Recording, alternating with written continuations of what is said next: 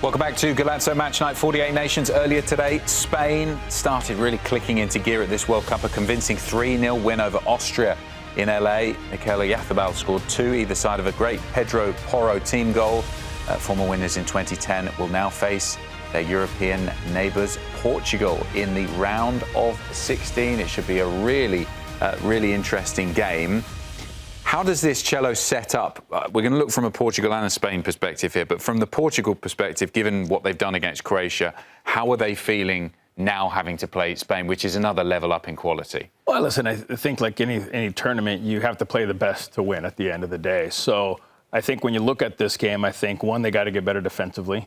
Two, I think they have to make a decision about Ronaldo. Will he be able to maneuver between the back line of Spain?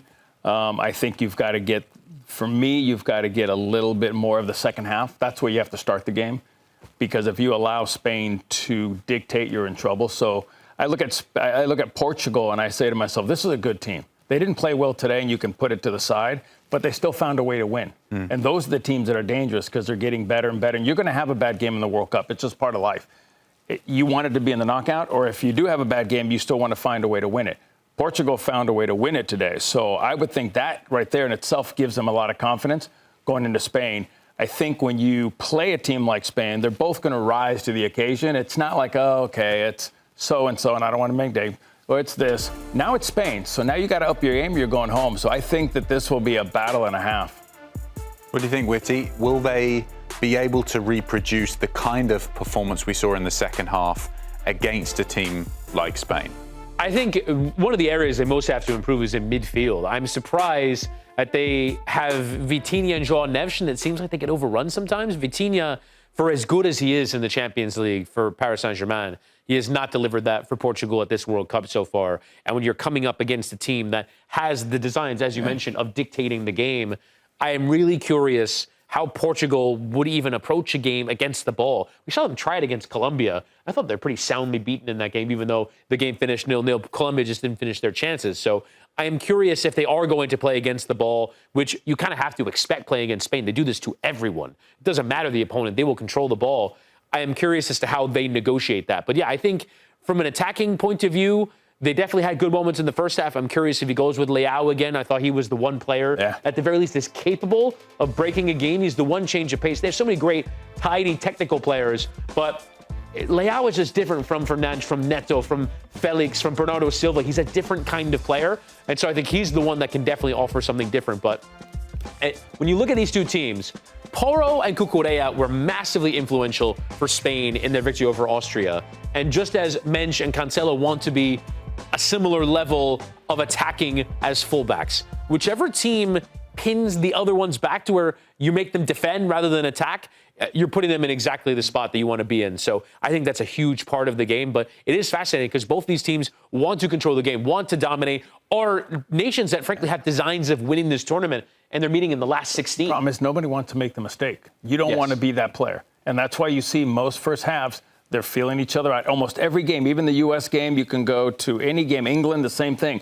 It's that feeling out, you don't want to make a mistake. Then the second half comes along and you realize, okay, we got to open up a little bit. So I think Spain will come out and try to control and dictate. I think you'll get Ronaldo trying to get in behind. But I see one of those games, again, played in the midfield. In the second half, we're going to let the dogs loose a little bit, and we're going to open up and see if we can get a goal. Seems crazy, really, given that Spain are the European champions and have such a great record and, former winners relatively recently of the World Cup. They won it in 2010. That they seem, to me, have gone kind of under the radar at this tournament so far, aren't they? Considering how good they are and how many great players they've got. And maybe that's been lost a little bit in the Messi, Haaland, Mbappe battle and Kane scoring the goals. They've sort of quietly improved since that performance in the first game. And I think, speaking to a point that you made earlier, Cello, that's exactly what you need to do to win a World Cup. It's no good playing well in your group games. You need to slowly build towards the final. And I think, particularly when I watched them today, and, we always thought they were going to beat Austria fairly comfortably, but I saw a team that looks like it's heading in the right direction. Yeah, and I think that is such a big step forward from the way that they drew that game against Cabo Verde in the opener. I think that's why people kind of forgot about them as favorites. Once you draw a game like that, you're going, well, I don't know. And I still don't think, today I thought they played well, But I think one of the things that France have done, they've had these 10, 15-minute periods where they blow you away. You're like, whoa, what is this? Even what Messi did for Argentina in the group stage, scoring those brilliant goals, like, okay, that seems unstoppable. That seems like, what am I going to do? Whereas Spain, I still don't think have quite hit that level. And we'll see in this next game against Portugal, wants to play a real high level of opposition.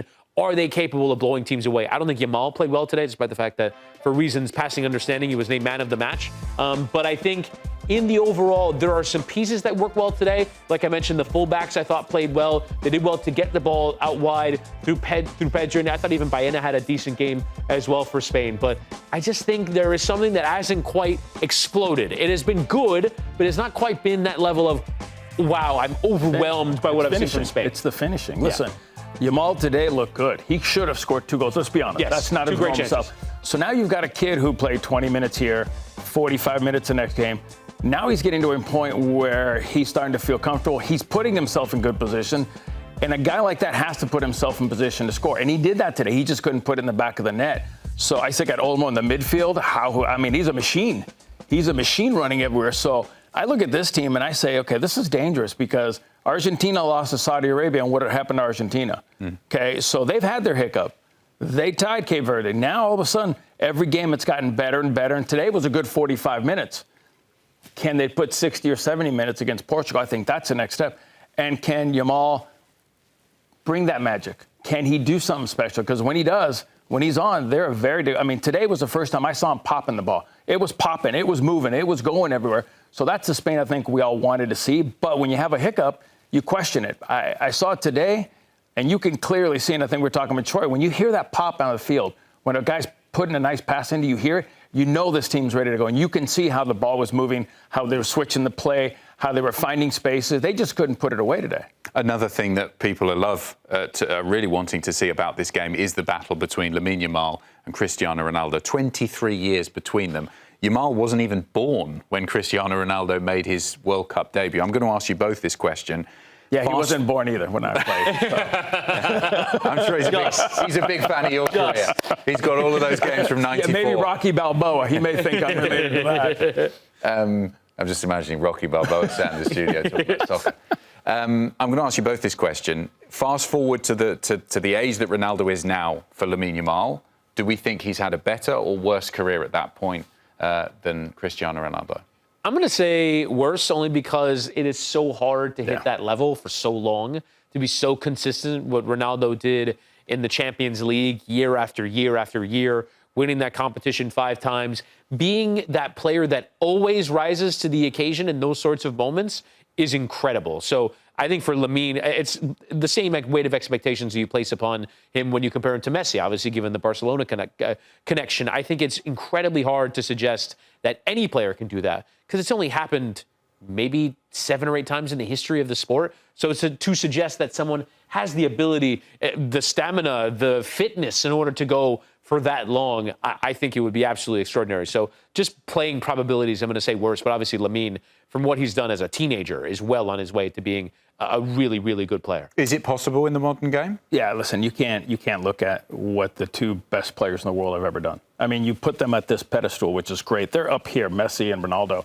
and he's getting there, and he'll get there in his own time. But he's 18 years old. He's still got so much more to learn, so much more to give.